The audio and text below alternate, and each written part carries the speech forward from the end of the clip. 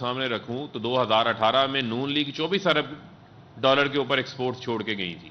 آج ہم 25.3 ارب ڈالر کے اوپر ایکسپورٹس کو لے گئے ہیں. اور اسی کے ساتھ ساتھ اگر ہم اپنی سروسز کی ایکسپورٹس کو شامل کر لیں تو ہماری جو آئی ٹی کی ایکسپورٹس ہیں وہ $800 ملین 80 کروڑ ڈالر کے اوپر پی ایم ایل این 2018 میں چھوڑ کے گئی, کوئی اضافہ نہیں کر سکے. ہم نے 3.25 سال میں اس کو 2 ارب ڈالر کے اوپر لے کے گئے ہیں اور اس کو مزید بڑھائیں گے.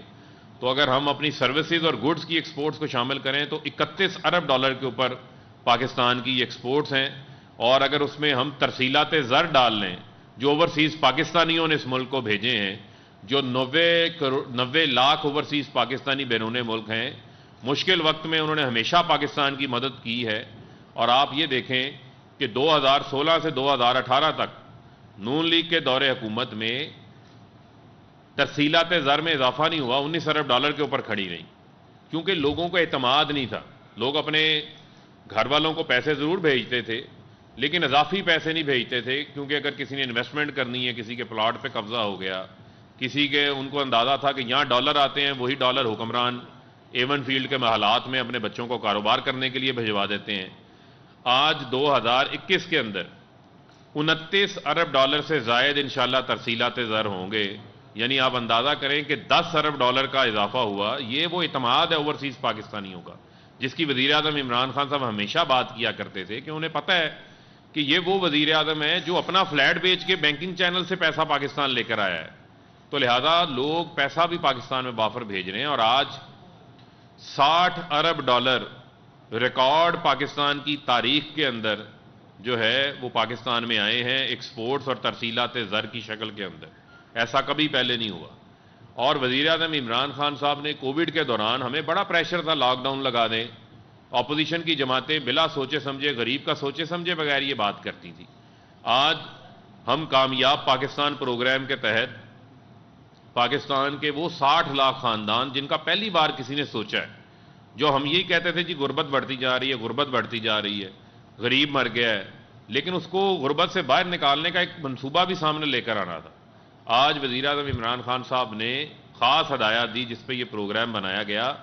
آپ کو 5 لاکھ روپیہ کاروبار شروع کرنے کے لیے بلا سود قرض فراہم کرنے جا رہی ہے حکومت. بلا سود کا میں لفظ استعمال کر رہا ہوں. اسی کے ساتھ ساتھ ان کو گھر کی چھت دینے کے لیے 20 لاکھ روپیہ بلا سود اپنا گھر بنانے کے لیے, اپنی چھت بنانے کے لیے ان کو قرض فراہم کیا جائے گا. اور اس کے علاوہ جو ہمارا کم آمدن والا ہاؤسنگ کا منصوبہ ہے اس کے فگرز میں آپ سے شیئر کرنا چاہتا ہوں کہ 100 ارب روپے سے زائد کی بینکوں کو درخواستیں موصول ہو چکی ہیں, جس میں سے 38 ارب روپے کے کیسز جو ہیں وہ بینکوں نے اپروو کر دیے ہیں کم آمدن والے گھروں کے لیے. پاکستان کی تاریخ میں کبھی ایسا نہیں ہوا. آپ کے علم میں ہے کہ ایک انیبلنگ انوائرمنٹ بنائی گئی, یعنی بڑا آسان تھا, آپ آشیانہ بنا دیں, آپ دکھانے کے لیے کوئی 10,000 15,000 آپ گھر بنا دیں. لیکن وزیر اعظم صاحب نے پورے ملک میں ایک ایسا ماحول بنایا جہاں پر وہ شخص جو 5,000 10,000 روپیہ قسط ادا کر سکتا ہے, جو لاہور جیسے شہر میں آج آپ کو شاید 2 کمروں کا گھر 15-20 ہزار روپے میں ایک پورشن نہیں ملتا, لاہور جیسے شہر کی میں آپ کو بات بتا رہا ہوں, وہاں پر اگر ایک شخص 5,000 10,000 روپیہ جو کرائے کے مکان میں رہتا ہے وہ قسط دے گا تو اس کی زمین بھی اپنی ہوگی, چھت بھی اپنی ہوگی, اور اگلے آنے والے 10-15 سال 20 سال میں پراپرٹی کی ویلیو بھی بڑھے گی. تو کرایہ دے گا, کرایہ دینے کے بعد نہ زمین اپنی ہوگی نہ چھت اپنی ہوتی ہے, تو یہاں اس کا ایک اثاثہ بن جائے گا, اس کے بچوں کے لیے ایک اس کا اثاثہ بن جائے گا. پہلی بار کسی وزیر اعظم نے یہ سوچا ہے. اس کے لیے وزیر اعظم عمران خان صاحب نے 70 سے زائد میٹنگز کی ہیں. ہر جمعرات کو ہاؤسنگ کے اوپر وہ میٹنگ کر لیتے ہیں, بینکس کو پابند بناتے ہیں.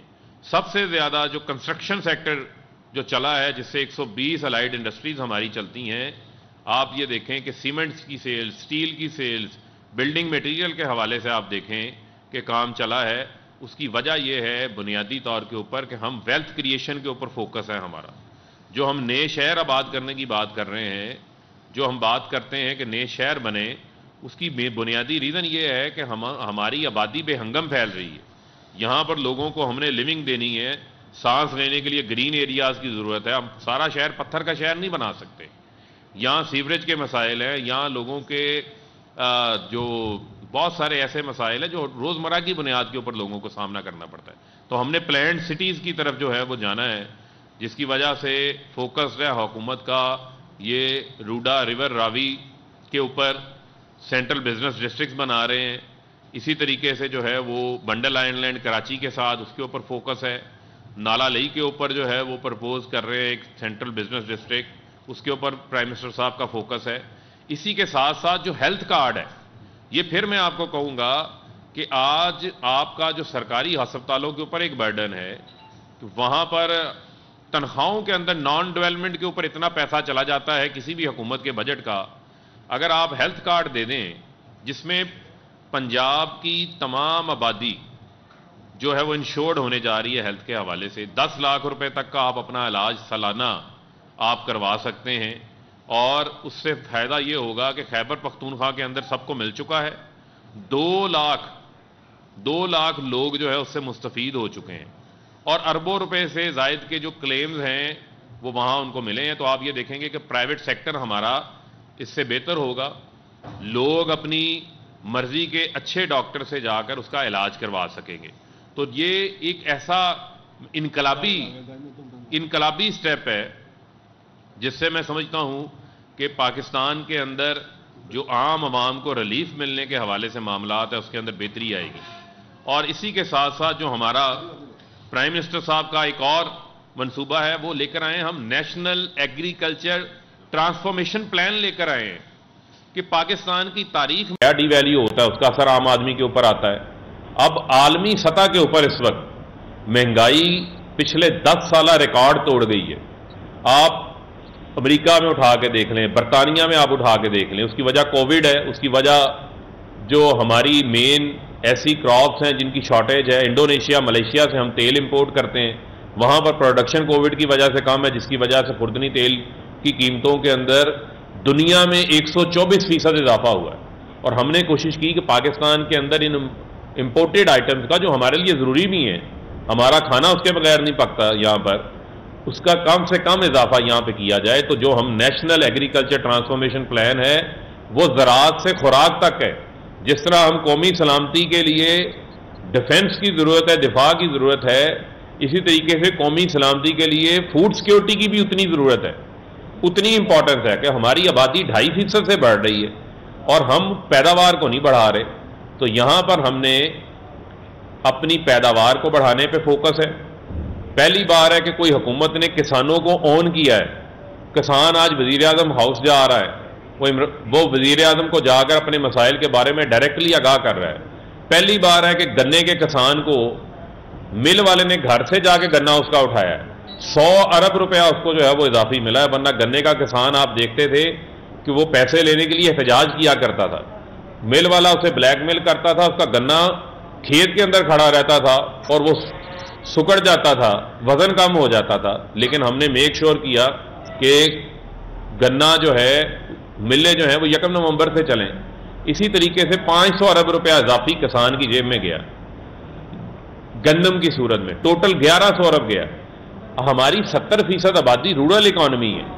کسان خوشحال ہوتا ہے تو کسان کی جیب پیسہ وہ گاؤں میں رکھ کے نہیں بیٹھ جاتا, یہ ویلتھ سائیکل ہے, وہ پیسہ خرچ کرتا ہے. پیسہ شہروں میں آ کے خرچ کرے گا, وہ موٹر سائیکل لینی ہے, اس نے گاڑی لینی ہے, گھر بنانا ہے, مٹیریل لینا ہے, کپڑے لینے ہیں, جوتے لینے ہیں, یہ تمام چیزیں عام کسان نے آ کے شہروں میں پیسہ خرچ کرنا ہے اور وہ پیسہ کئی ہاتھوں میں آگے جانا ہے. تو لہذا ویلتھ سائیکل کریٹ ہو رہا ہے اور ہم نے لوگوں کی پر کیپٹا جو خرید ہے اس میں اضافہ کرنا ہے.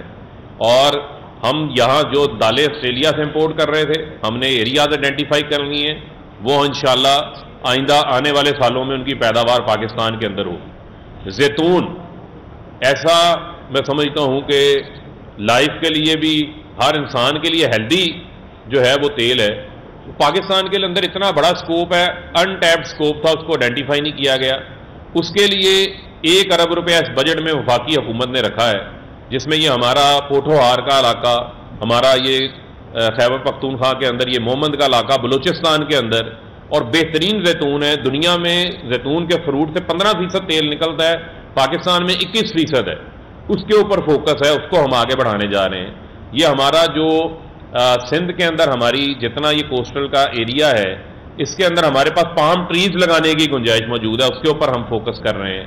اسی طریقے سے دودھ کی پیداوار جو بار بار بات ہوتی ہے وہ ہم نے بڑھانی ہے، اور ہم چاہتے ہیں خالص دودھ لوگوں کو ملے، اور ایسی پروڈکٹس کے اوپر ہم کام کر رہے ہیں جس سے پاکستان کے اندر نہ صرف ہم خود کفیل ہوں اور بلکہ ہم لوگوں کو بھی دیں، اسی طریقے سے ایکسپورٹس ہم کر سکیں۔ ہماری جی ڈی پی میں زراعت کا جو ہے وہ بڑا ایک اہم فیکٹر ہے جس سے جی ڈی پی کے اندر اضافہ ہو سکتا ہے۔ کامیاب جوان پروگرام نوجوانوں کے لیے جن کے پاس آئیڈیاز ہیں، 10 ارب روپے کے ہم ان کو 3%، 5% کے اوپر جو ہے وہ 10 سال 20 سال کے لیے سرمایہ فراہم کیا ہے۔ بہت سارے ایسے لوگوں کو میں جانتا ہوں جنہوں نے چھوٹا کاروبار تھا، اپنے کاروبار میں کامیاب جوان کے تحت پیسے لگائے ہیں اور لوگوں کو بھی روزگار ملا ہے۔ تو بنیادی طور کے اوپر میں سمجھتا ہوں کہ ہم نے اپنی معیشت کو سسٹینیبل گروتھ کی طرف لے کے جانا چاہتے ہیں۔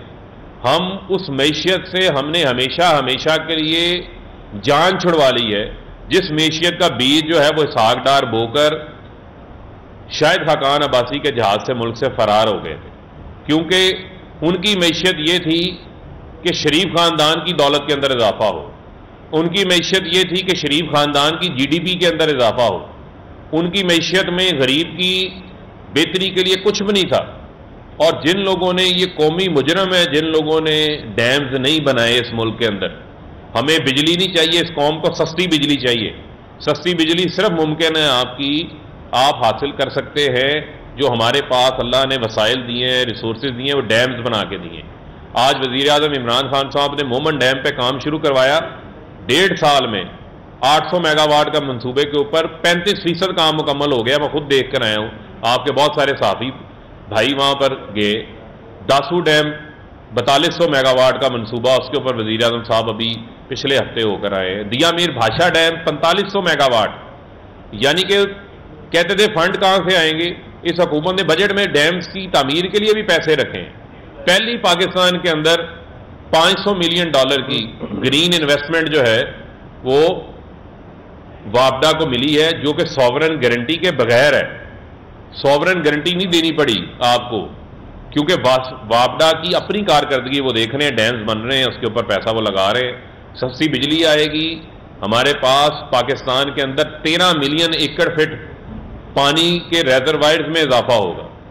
ہم نے پورے 70 سال میں ہمارے پاس 1 کروڑ 30 لاکھ ایکڑ پانی ذخیرہ کرنے کی جو ہے وہ گنجائش موجود تھی، جس کو انشاءاللہ 1 کروڑ 30 لاکھ ایکڑ کو مزید ہم اضافہ کریں گے آنے والے ان 10 سالوں کے اندر۔ 2028 تک یہ تمام منصوبے مکمل ہو جائیں گے، ان میں سے کچھ 2025 میں، کچھ 2028 کے ٹائم فریم میں یہ مکمل ہوں گے، جو پاکستان کی تاریخ کو بدلیں گے۔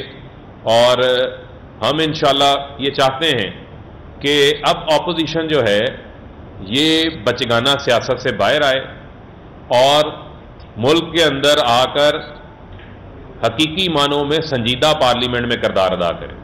ای وی ایم ہے، الیکٹورل ریفارمز ہے، پارلیمنٹ کے اندر وزیر اعظم صاحب نے دل کھول کے ان کو دعوت دی ہے۔ یہ بات کہتے تھے وزیر اعظم صاحب نہیں ہمیں کہتے، وزیر اعظم صاحب نے ان کو کہہ دیا۔ اب ان کے پاس کوئی راہ فرار کی گنجائش باقی نہیں بچتی۔ اگر یہ اب الیکٹورل ریفارمز پہ آ کر نہیں بیٹھتے، اس کے اوپر یہ بھاگتے ہیں، تو اس کا مطلب یہ ہے کہ چوڑ کی داڑھی کے اندر ٹنکا ہے۔ اس کا مطلب یہ ہے کہ یہ اسی ٹھپا سسٹم کے اندر، اسی جو ہے بیلٹ سسٹم کے اندر دھاندلی کا منصوبہ بنانا چاہتے ہیں، وہی ان کو سوٹ کرتا ہے۔ اگر یہ اوورسیز پاکستانیوں کو ووٹنگ رائٹ نہیں دیتے تو ان کے پیسے تو آپ کو بڑے اچھے لگتے ہیں۔ اوورسیز میں جا کر آپ برطانیہ میں بیٹھ کر لندن کی ٹھنڈی ہواؤں میں کافی پینا تو بڑا پسند کرتے ہیں، پولو میچ دیکھنا تو بڑا پسند کرتے ہیں، لیکن ان اوورسیز پاکستانیوں کو ووٹنگ رائٹ دینے سے آپ بھاگتے ہیں۔ تو یہ راہ فرار جو ہے وہ ہم اختیار ان کو نہیں کرنے دیں گے، اور وزیر اعظم عمران خان صاحب نے جو عوام سے وعدے کیے ہیں ان وعدوں کو انشاءاللہ ہم پورا کریں گے، اور یہ یقینی بنائیں گے کہ آئندہ انتخابات میں ہم عوام کے پاس جب جائیں تو ہم اپنی کارکردگی کی بنیاد پر جائیں۔ بہت شکریہ رغبی صاحب نے معاشی صورتحال، سیاسی صورتحال اور جو پاکستان تحریک انصاف کی حکومت نے عوام کے لیے کیا ہے وہ آپ کے سامنے مختصراً میں رکھا ہے، اور اب سوال و جواب کا سلسلہ شروع کریں گے۔ میاں حسن صاحب آپ سے شروع کریں۔ فاروق صاحب یہ بتائیے کہ پاکستانی سیاست میں جو ہے وہ ہمیشہ ہی الزامات کی سیاست جو ہے بڑی مشہور رہتی ہے. ایک جانب سیاست ہو رہی ہے لندن سے، دوسری جانب پی ڈی ایم جو ہے وہ جلسہ جلوس شروع کر چکی ہے. ایک تو بتائیں کہ اپوزیشن کے ساتھ یہ ٹاکرا کہاں تک جائے گا، اور دوسرا اس کے ساتھ بتائیں کہ مجموعی طور پر جو ہے وہ 3 سال گزار چکے ہیں، ظاہر ہے اب الیکشن ٹیکس شروع ہو جاتا ہے. آپ کے پاس بیچنے کے لیے کیا ہے جب آپ 5 سال کے بعد آپ جائیں گے؟ کیونکہ غریب کی حالت ابھی تک نہیں بدلی. جس طرح ہماری ایکسپورٹ بڑھی ہے، ہر چیز بڑھی ہے، ہمارا لا اینڈ آرڈر کی سچویشن خراب ہوئی ہے، غریب کی آمدن نیچے گئی ہے. تو یہ ساری چیزوں میں سے کیسے نکلیں گے اور اگلے الیکشن میں کیسے؟ دیکھیں، 2 چیزیں ہیں. ایک تو رہ گئی بات اپوزیشن کی. اپوزیشن کا مطلب یہ ہے کہ اپوزیشن خود ایک دوسرے کی اپوزیشن ہے. مسئلہ یہ ہے کہ اب مجھے نہیں سمجھ آتی میں کس پی ڈی ایم کی بات کروں، اس پی ڈی ایم کی بات کروں، پی ڈی ایم جلسہ جلوس کی بات کروں، یا پی ڈی ایم پاؤں پکڑنے والی کی بات کروں. اور پی ڈی ایم کی جو حالت ہے وہ حالت یہ ہے کہ جب پی ڈی ایم شروع ہوئی تو ان کے کنٹینر کے اوپر کس کس کے باورچی موجود تھے، کس کس کی جو ہے وہ لیڈرشپ موجود تھی، وہ ٹیشو پیپر کی طرح یوز کر کے کنٹینر سے اتر گئے ہیں. اب نہ سیڑھی ہے، اب جو ہے وہ صرف ان کے پاس ایک ہی رستہ ہے کہ پارلیمنٹ کے اندر آ کر قانون سازی کے اوپر جو ہے وہ فوکس کریں. جلسے جلوسوں سے ان کا کچھ نہیں نکلے گا. جہاں تک رہ گئی بات، میاں صاحب آپ نے بڑا ویلڈ سوال پوچھا. دیکھیں، جس طرح میں نے شروع میں آپ کو یہ بات بتائی تھی کہ ہمارے پاس آپشن کیا ہے. آپشن یہ ہے کہ جو ملک جو ہے وہ قرضوں کی دلدل کے اندر پھنسا ہو، 8 بار جو ہے وہ Peoples Party I M F کے پاس گئی ہے، 8 بار. 3 بار جو ہے وہ نون لیگ آئی ایم ایف کے پاس گئی ہے. یہ آئی ایم ایف کے پاس کیوں ہمیں جانا پڑتا ہے؟ کیونکہ ہمارے اخراجات زیادہ ہیں اور ہماری آمدن کم ہے. آج آپ یہ دیکھیں کہ اگر آپ کی آمدن زیادہ ہو اور آپ کی ترجیحات ٹھیک ہوں تو آپ جو ہے وہ غریب آدمی کے اوپر پیسہ خرچ کریں گے. میں آپ کو ایک مثال دینا چاہتا ہوں کہ سندھ حکومت کو آج جو ہم نے این ایف سی کے اندر اس سال ہم نے 3400 ارب روپیہ پورے پاکستان میں این ایف سی کے تحت صوبوں میں جائے گا. اس میں سے 128 ارب روپیہ پچھلے سال کی بنسبت سندھ میں زیادہ جائے گا. اور آپ کو یہ جان کر حیرانگی ہوگی کہ اس 128 ارب روپیہ جو اضافی دیں گے اس کا 55% نان ڈیولپمنٹ، یعنی کہ یہ تنخواہوں میں، گاڑیوں خریدنے کے اوپر، اپنی عیاشیوں کے اوپر، انٹرٹینمنٹوں کے اوپر، اس کے اوپر خرچ کر دیا جائے گا. پنجاب کو 328 ارب روپیہ ملنے لگا ہے اضافی. ان کا نان ڈیولپمنٹل ایکسپینڈیچر 34% ہے. اس کا مطلب یہ ہے کہ پنجاب 12 کروڑ کی آبادی، بڑا صوبہ بھی ہے، بڑی مشینری بھی ہے، بڑے اوور ہیڈز بھی ہیں یہاں پر، لیکن وہ 34% خرچ کر رہے ہیں کیونکہ ان کے پاس پیسہ ہوگا. یہی وجہ ہے کہ آج ان کی اے ڈی پی 550 ارب روپے کی ہے. آج اگر کمپیریزن کریں تو غریب کے اوپر پیسہ کس نے خرچ کرنا ہے؟ سپینڈنگ تو انہوں نے کرنی ہے. ہم 900 ارب روپے کی اپنی پی ایس ڈی پی لے گئے. اگر آج ایکسپورٹس میں اضافہ ہو رہا ہے تو اس کی ریزن سے آپ یہ دیکھیں کہ نئی فیکٹریاں لگ رہی ہیں. نئی فیکٹریاں لگیں گی تو لوگوں کو روزگار کے مواقع ملیں گے. آج اگر آپ جا کر تھوڑی دیر کے لیے آپ جائیں، یہ ہم زیادہ دور نہیں بیٹھے، یہ نیلا گنبد جائیں، وہاں پر صبح ہمارے دیہڑی دار لیبر وہاں پر بیٹھی ہوتی ہے. اب آپ جا کے دیکھیں کہ وہاں پر آپ کو کتنے لوگ نظر آئیں گے. کسی کنسٹرکشن کی سائٹ کے اوپر چلے جائیں، آپ یہ پوچھیں جا کر ایک راج سے جو مستری ہے کہ آپ کی پہلے دہاڑی کیا تھی، آج کیا دہاڑی ہے. اگر وہ پہلے 1000 روپیہ لے رہا تھا تو آج 2000 لے رہا ہے. جو اس کا ہیلپر ہے وہ اگر پہلے 700 روپیہ لے رہا تھا آج 1500 روپیہ لے رہا ہے، کیونکہ کنسٹرکشن کی دھڑا دھڑ سائٹیں چل رہی ہیں. یہاں پر پنجاب حکومت نے جو کنسٹرکشن کے کمرشل پروجیکٹس جو ہیں وہ سینکڑوں کی تعداد میں اپروو کی ہیں. سندھ میں صرف 75 ہوئے اور باقی 2-2 کروڑ 3-3 کروڑ روپیہ مانگتے ہیں. یہ میں نہیں کہہ رہا، یہ چیئرمین آباد نے وزیر اعظم کی میٹنگ کے اندر ان کے چیف سیکرٹری کی موجودگی کے اندر یہ بتایا کہ وہاں پر جو ہے وہ 200 سے زائد ایسے 250 سے زائد ایسے منصوبے ہیں جو صرف رشوت نہ دینے کی وجہ سے پاس نہیں ہو رہے. تو یہ ایک گورننس کے ایشوز بھی ہیں. غریب آدمی کو اپلفٹ کرنے کے لیے ہم اپنا پروگرام لے کر آئے ہیں. ہم وہ کام کر رہے ہیں جو ڈسپلن اکانومی کو ڈسپلن کرنا، جس میں ہم چاہتے ہیں کہ ہماری اکانومی ایکسپورٹس پیداوار بڑھانے کے اوپر، ایگریکلچر گروتھ کے اوپر بیس ہو. کریڈٹ کارڈ اکانومی نہ ہو. تو لہذا اس کے اثرات جو ہیں وہ انشاءاللہ عوام کے اوپر آئیں گے. جی قمر زمان بھٹی صاحب ایک منٹ. سر آپ کی حکومت کے دور میں کیا آپ بھی کوئی اس کا ساتھ لے سکیں گے؟ کیونکہ ہم دل سے دیکھ کے اس کے بعد جو کچھ وکیلا جان کے ساتھ ہوا اور اب کا جو ایف آئی اے کی طرف سے ندیم مالک کو جو نوٹس ملا ہے یہ نوٹس یہ منسوخ کیے گئے نامعلوم افراد اور اس کے بعد ابھی پنجاب گورنمنٹ سے جس طریقے سے متنازع قانون پاس ہوا ہے تو کیا کوئی صحافیوں کے لیے بھی کوئی ہے؟ دیکھیں دو چیزیں آپ نے بڑا اچھا سوال کیا، اچھا کیا آپ نے یہ سوال بھی پوچھ لیا. دیکھیں پہلی بنیادی چیز یہ ہے کہ ہم یہی حکومت اور اسی حکومت کے وزیر اعظم صاحب کی خصوصی دلچسپی کے ساتھ ہم journalist and media professionals protection bill جو ہے وہ لے کر آئے ہیں، اور اس کے اندر ارشد انصاری صاحب کو پتہ ہے کہ آپ کی صحافی برادری کی سب کی شمولیت کے ساتھ لے کر آئے ہیں. اس کو اکراس دی بورڈ اپریشیٹ کیا گیا، اس کو کیبنٹ نے اپروو کیا، اور میں ادھر موجود تھا. وزیر اعظم صاحب نے کہا وہ بل لے کر آئیں اور اس کو فوری طور کے اوپر جو ہے وہ اپروو کریں. اس کے رستے میں رکاوٹیں جو تھیں وہ دور کی گئیں، بل اسمبلی میں ٹیبل ہو گیا.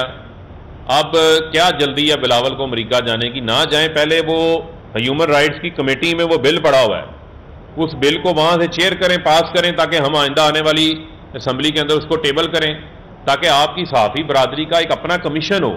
اس کمیشن میں آپ لوگوں نے بیٹھنا ہے، آپ لوگوں کے نمائندوں نے بیٹھنا ہے.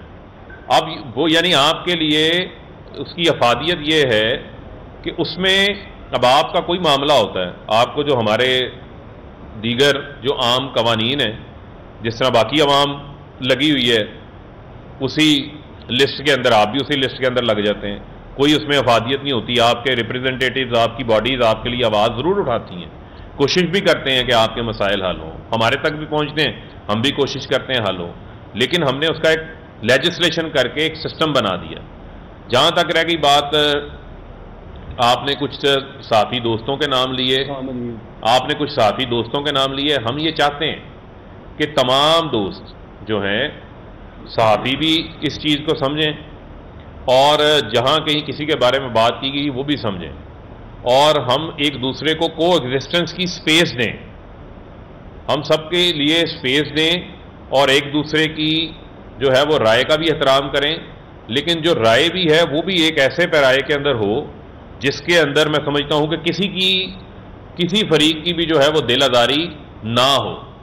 اب اس میں بے شمار نام لیے جا سکتے ہیں، لیکن چونکہ مسائل ہیں ہر دور میں یہ رہے ہیں، اور اس کو ہم نے آپ لوگوں کے ساتھ مل بیٹھ کے ہی ٹھیک کرنا ہے.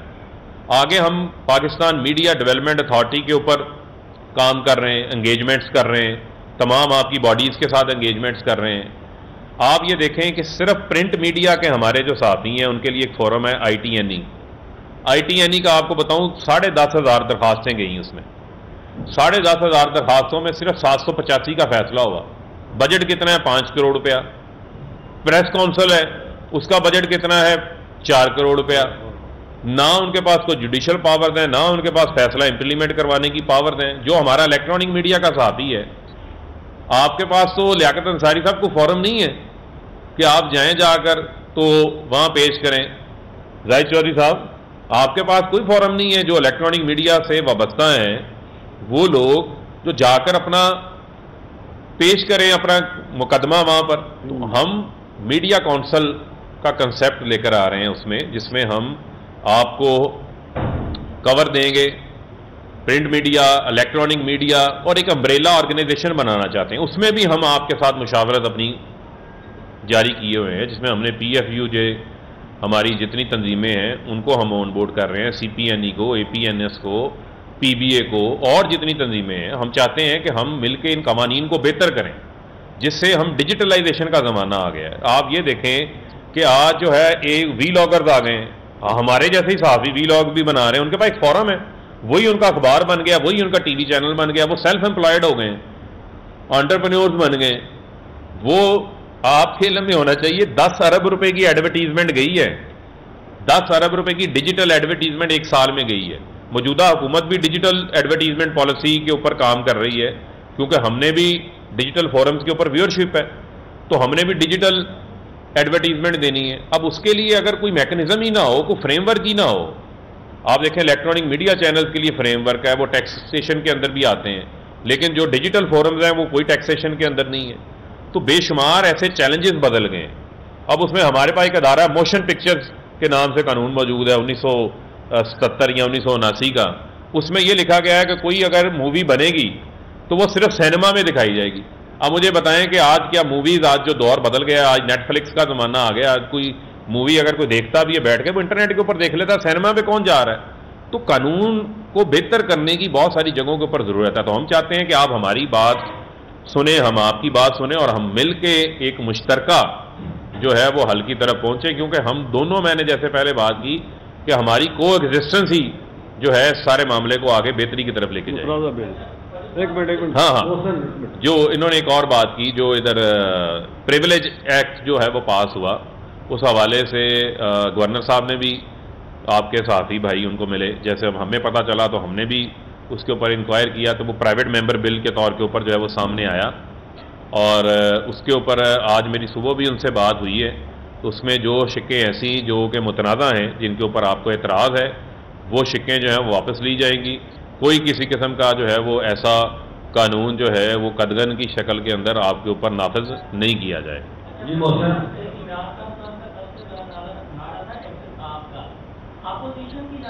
اس میں اسپیکر پنجاب اسمبلی صاحب سے بھی جو ہے وہ ان کے آفس سے بھی رابطہ ہوا ہے، وہ بھی اس کو جو ہے وہ واپس لے رہے ہیں. ایک منٹ یار بٹی صاحب کو محسن کو لیکن آپ کی حکومت کے اندر اگر وفاق کی بات کی جائے تو اختیار ہے، آمد جانی ہے. اب ریسنٹلی جہانگیر ترین کو بجٹ سے پہلے NRO دے دیا گیا ہے، تو یہ نہیں لگتا آپ کو کہ عمران خان صاحب کو کہتے ہیں میں بلیک نہیں ہوگا، اپنے بندوں کے ساتھ وہ بلیک ہوتے نظر آ رہے ہیں. دیکھیں بنیادی چیز کیا ہے؟ بنیادی چیز یہ ہے کہ اس ملک کے اندر احتساب تو کبھی ایشو تھا ہی نہیں.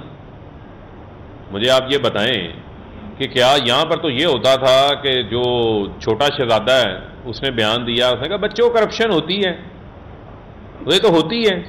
میاں نواز شریف صاحب نے کہہ دیا عدالت سے پتہ نہیں کس فورم میں باہر نکلے، ان کی سٹیٹمنٹ موجود ہے، انہوں نے کہا اتنی کرپشن ہے، اتنی کرپشن ہے، چھوڑیں جی. کرپشن کو پکڑنے گئے تو جو ہے وہ 5 سال ہی گزر جائیں گے. دیکھیں معاملہ یہ ہے کہ کرپشن بھی کسی بھی معاشرے کے اندر ایک دیمک کی طرح ہوتی ہے، اور یہ نہیں ہو سکتا کہ آج آپ چراغ رگڑیں اور اگلے دن سب ٹھیک ہو جائیں.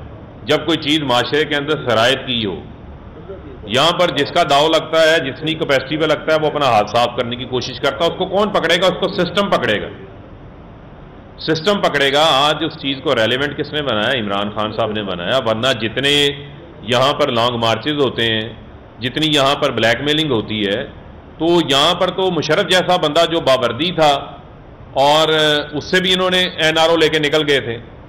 تو جہاں تک رہ گئی بات ہمارے طرف اگر کوئی ہے، تو جن میں بہت سارے آپ نے لوگوں کے ایسے نام لیے کہ وہ لوگ ہر مختلف جماعتوں کے اندر رہ چکے ہیں، اور جب ان جماعتوں کے اندر تھے، کیونکہ اپوزیشن کی طرف بھی سوالات اٹھائے جاتے ہیں، تو شاید اس وقت ان کو نہیں معلوم تھا کہ ان کی شوگر مل ہے. وہ لگتا ہے ہمارے دور حکومت کے اندر وہ شوگر ملنے لگ گئی. یا خسرو بختیار تو نون لیگ میں بھی تھا بھائی، اس وقت بھی اس کی شوگر مل تھی. میں آ رہا ہوں آپ کے سوال کی طرف، آ رہا ہوں پرٹیکولر آ رہا ہوں. اب جہاں تک رہ گئی بات، یہ وزیر اعظم عمران خان صاحب کو کریڈٹ جاتا ہے کہ جب کسی معاملے کے اوپر ساتھ اٹھا، انہوں نے اس کے اوپر کمیشن بنایا، کمیشن بنا کے کارروائی کی. کارروائی کرنے کے بعد اگر کوئی ہمارا قریب تر بندہ بھی اس کے اندر شامل تھا تو ان کو بھی اس معاملے سے جو ہے وہ الگ کیا. جہاں تک رہ گئی بات وزیر اعظم عمران خان کو بلیک میل کرے گا، تو بلیک میلنگ کا لفظ عمران خان کی ڈکشنری میں نہیں ہے. جو امریکہ کو ایبسولوٹلی ناٹ کہہ سکتا ہے، تو یہاں پر ایبسولوٹلی ناٹ کرنا کوئی مسئلہ نہیں ہے. دوسری بات یہ ہے کہ وزیر اعظم صاحب نے کیٹیگوریکلی یہ بات کہی تھی، وہ اقتدار میں عمران خان 25 سالہ جدوجہد کر کے ہے، یہیں پر ان کی اسٹرگل ہے. وہ کمپرومائزز اپنی پرنسپلز پہ کرنے کے لیے نہیں آئے. ہاں آج ان لوگوں کو مسئلہ ضرور ہے جہانگیر ترین سے، جو لوگ یہ تکیہ لگا کے بیٹھے ہوئے تھے کہ جناب ہماری تو تحریکیں ساری ناکام ہو گئی. وہ کہتے ہیں نا ڈوبتے کو تنکے کا سہارا. تو بہت سارے ایسے لوگ تھے وہ کہتے تھے پتہ نہیں جہانگیر ترین بجٹ نہیں پاس ہونے دے گا.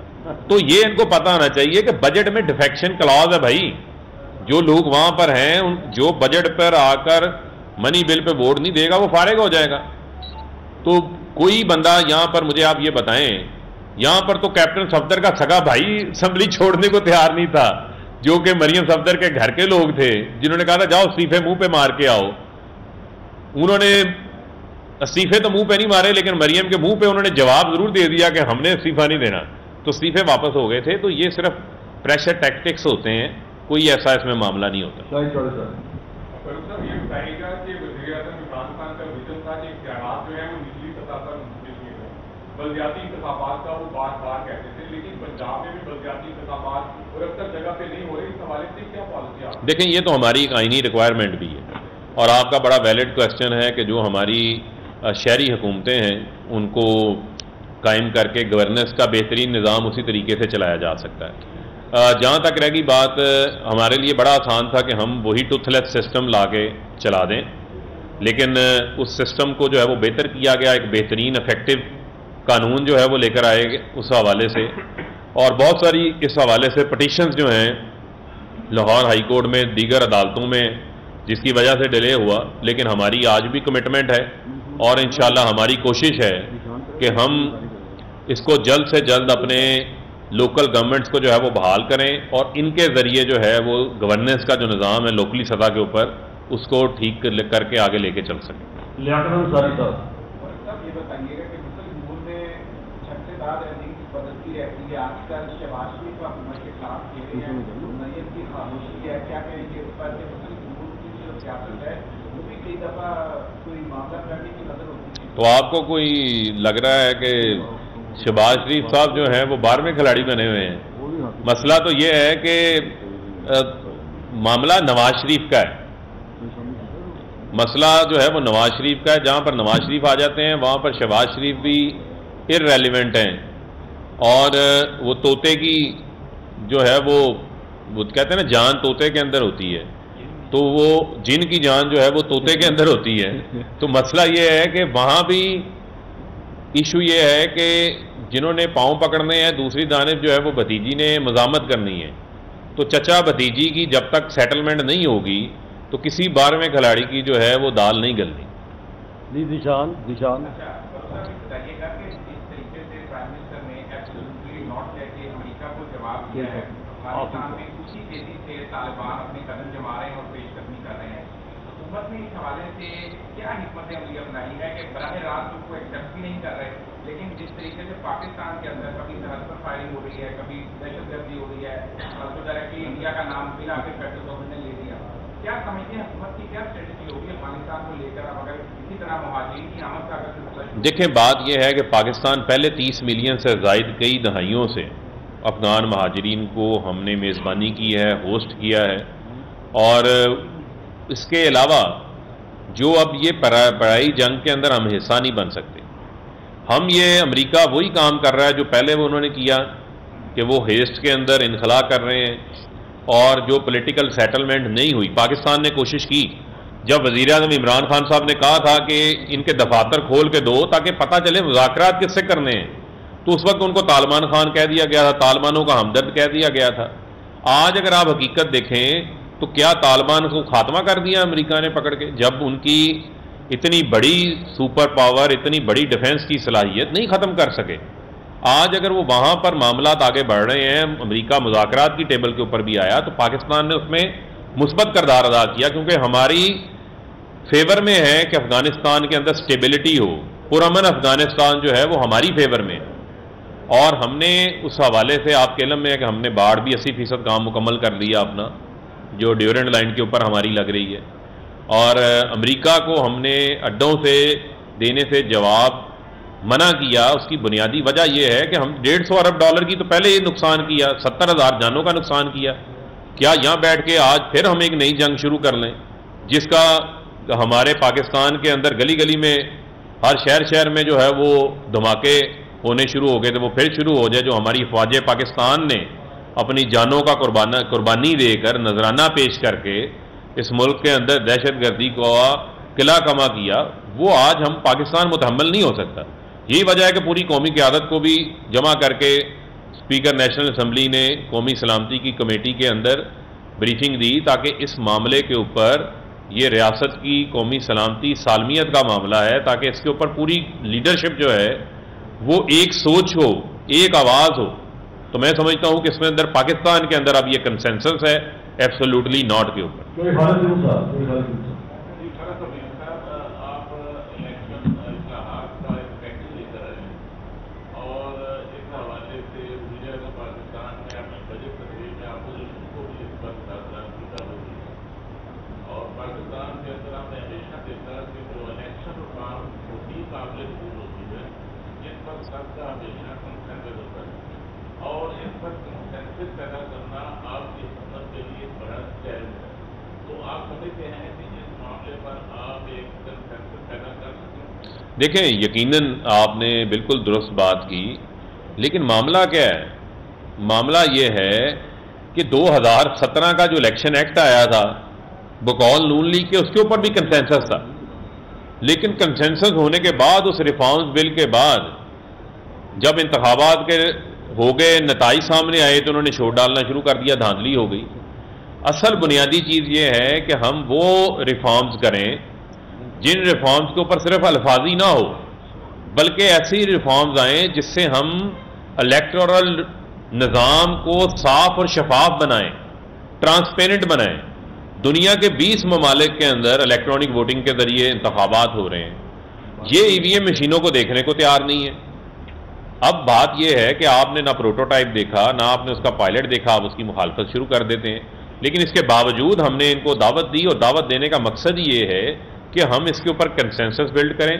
सेनेट के अंदर ये बिल मौजूद है, वहाँ की कायमा कमेटी में मौजूद है, और अभी ये पास होकर एक्ट ऑफ द पार्लियामेंट नहीं बना। पार्लियामेंट के एक अवान कौमी असम्बली से जो है वो पास हुआ, और इसमें अभी बहुत सारी चीज़ों को हम बेहतर कर सकते हैं, इनकॉर्पोरेट कर सकते हैं, इनकी सोच को उसके अंदर शामिल किया जा सकता है, जिस पे वज़ीर आज़म साहब ने इनको कहा, और उन वज़ीर आज़म की उस दावत को, तजवीज़ को इनको खुशामदीद कहना चाहिए, उसके अंदर से कीड़े नहीं निकालने चाहिए।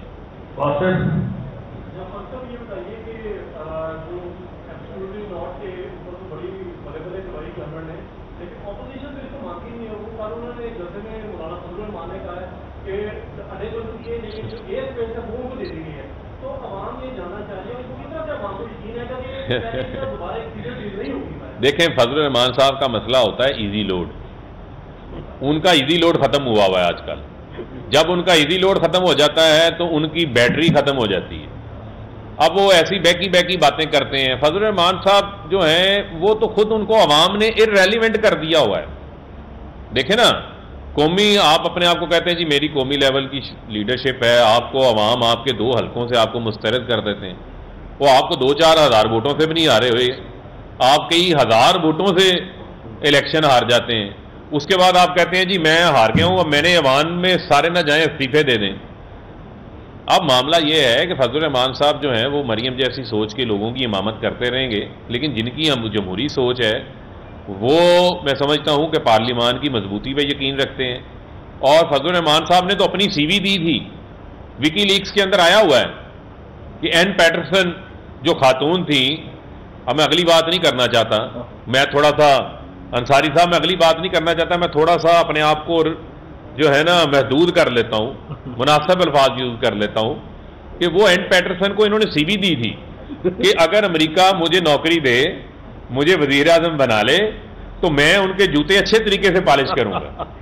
जो लोग इस किस्म की, जिनका मामला हो, वो इस किस्म की बातें करें तो जो है उनको हम संजीदा नहीं लेते, ना पाकिस्तान की आवाम लेती। वो हलवा शलवा खाएं, फजल रहमान साहब आजकल एंजॉय करें।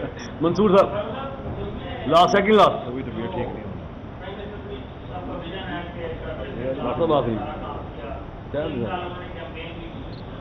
हाँ कर दे मुका दें।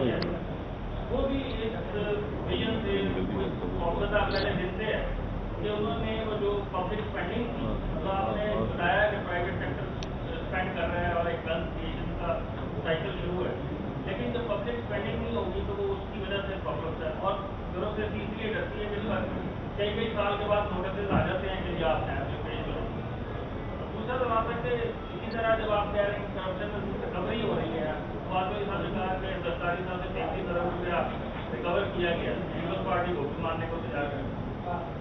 دیکھیں وہ 33 ارب تو اتنا ہے کہ وہ زرداری صاحب کی جیبیں اتنی بڑی ہوئی ہیں کہ وہ یہاں سے چلتے جائیں تو اتنے پیسے جیبوں سے گر جائیں گے. وہ 33 ارب تو وہ ہے, یعنی اتنی لوٹ مار کی ہوئی ہے انہوں نے. وہ تو میں سمجھتا ہوں کہ اونٹ کے منہ میں زیرے کے برابر ہے. لیکن جو بنیادی چیز یہ ہے کہ ہمارا جو نیب کا موجودہ لا ہے, ان کو ہم نے کہا کہ آئیں بیٹھ کر اس قانون کو مزید مضبوط کرتے ہیں. یہ اپنی 34 چھکے نکال کے اپنا NRO لے آئے کہ جناب یہ 1 ارب سے زائد کے کیسز کو نیب دیکھے گا, کیونکہ 60 کروڑ روپے کا کیس احسن اقبال کے اوپر ہے تو احسن اقبال کو NRO مل جائے گا. 80 کروڑ روپے کا کیس جو ہے وہ فلانے کے اوپر ہے, اس کو NRO مل جائے گا. اچھا 5 سال بعد جو ہے جس شخص کو سزا ہوئی ہے, یعنی نواز شریف کو سزا ہوئی ہے, تو 5 سال بعد جو ہے وہ بندہ آٹومیٹکلی اہل ہو جائے گا, یعنی کہ اس کے اندر سے کرپشن ختم ہو جائے گی اور وہ بندہ جو ہے وہ ایماندار ہو جائے گا. وہ ایسی اس کے اوپر جو ہے آئے گی چیز جس سے ساری زندگی جس نے کرپشن کی ہوگی وہ 5 سال بعد الیکشن بھی لڑ سکے گا, اہل ہو جائے گا. معاملہ یہ ہے کہ ہم اپنی اخلاقیات کو کہاں لے کے جانا چاہتے ہیں. ہم جس چیز پہ کام کر رہے ہیں وہ ہم یہ چاہتے ہیں, جو آپ نے بیوروکریسی کی بات کی وہ آپ نے مناسب بات کی کہ نیب کا جو قانون ہے اس میں پراسیکیوشن کو ہم نے مضبوط کرنا ہے, نیب کو مزید مضبوط کرنا ہے. لیکن اس میں جو فیکٹر ہے کہ بیوروکریسی اس ڈر سے کام نہیں کرتی, اس فیئر فیکٹر کو ختم کرنا ہے.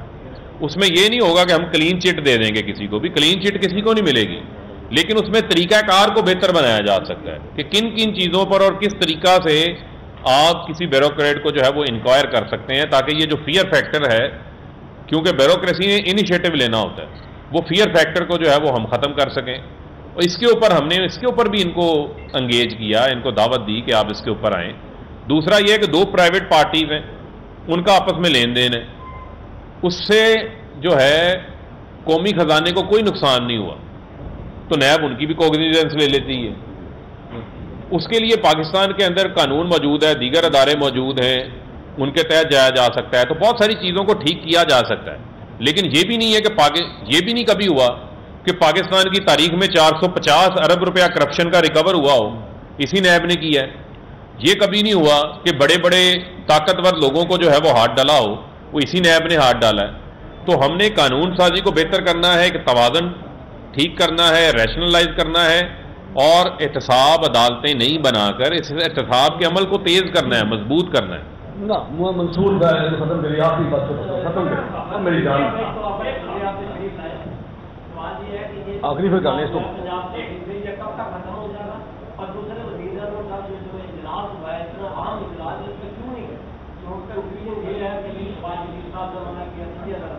دیکھیں میں اصل بات یہ ہے کہ میں کوئی ایسی بات نہیں کرنا چاہتا کہ جس سے ہمیں قومی کنسنسس بنا رہے ہیں اس میں کوئی فرق آئے. لیکن وہ اسپیکر آفس کی طرف سے جو سٹیٹمنٹ جاری کی گئی کہ اپوزیشن نے مشروط کیا تھا کہ ہم اس صورت شرکت کریں گے اگر وزیر اعظم صاحب نہ آئیں, تو میں یہ کہنا چاہتا ہوں, بلکہ گزارش کرنا چاہتا ہوں کہ جہاں قومی سلامتی کا معاملہ ہو وہاں ذاتی سلامتی کے لیے کسی کی شرکت کو مشروط نہیں کرنا چاہیے. اور میں امید کرتا ہوں کہ آئندہ اجلاس کے اندر اپوزیشن کو بھی اب سمجھ آ گئی ہوگی, وہ اس قسم کی شرط نہیں رکھیں گے. وزیر اعظم صاحب نے قومی کنسنسس کریٹ کرنے کے لیے وہ نہیں گئے, لیکن وزیر اعظم صاحب قومی سلامتی کے حوالے سے ہر فورم کے اوپر جانے کو بھی تیار ہیں, اور آپ نے دیکھا بھی ہے کہ انہوں نے ملک کو اس حوالے سے بہترین طور پہ لیڈ بھی کیا ہے, اور اس کی پذیرائی بھی جو ہے وہ پورے پاکستان کی عوام نے کی ہے. جہاں تک رہ گئی بات آپ نے بل کی بات کی تھی, اس حوالے سے آپ کی تمام جو ہمارے عہدے داران ہیں وہ رابطے میں ہیں, اور اس حوالے سے انشاءاللہ آپ کو اچھی خبر جلد مل جائے گی.